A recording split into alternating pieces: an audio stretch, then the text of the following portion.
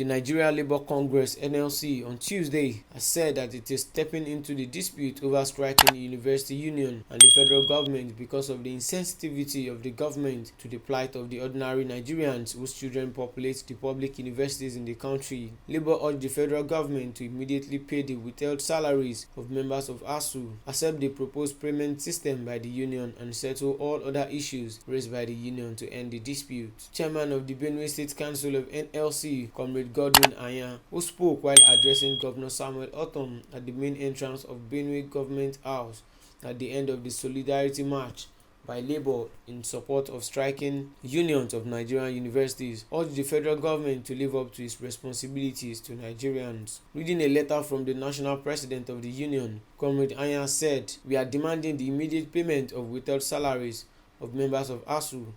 acceptance of the proposed payment system by Asuu, as well as the settlement of all other issues raised by the union so that our children can return to school." Comrade Anya, who had led the march by workers around the major streets of Makurdi with some bearing placards and banners, some of which read, "Our children must go back to school. Education is a right and not a privilege. Government must respect agreements it entered with Asuu," among others, assured that Labour would not rest until victory was achieved. Receiving the protesting workers, Governor Ortom, who was represented by the Secretary to the State Government, Professor Tony Ijoho, urged the federal government to honour the agreement it voluntarily entered with Asuu for the union to call off its strike. He described it as unacceptable, the inability of the federal government to resolve its issues with Asuu, resulting in students staying at home for more than 5 months. The governor said that the Benue State government was in full support of the sympathy protest by the NLC, as well as other actions it intended to embark upon, and promised to take their grievances to appropriate quarters. Governor Ortom also called on the federal government to revisit its no work no pay policy to arm twist Asuu into submission, saying that the honourable thing to do was for the government to address all the issues raised by the unions. The governor disclosed that his administration would sit with the Joint Action Committee of NASU and SANU of the Benue State University within the shortest possible time with a view to negotiating and solving their issues.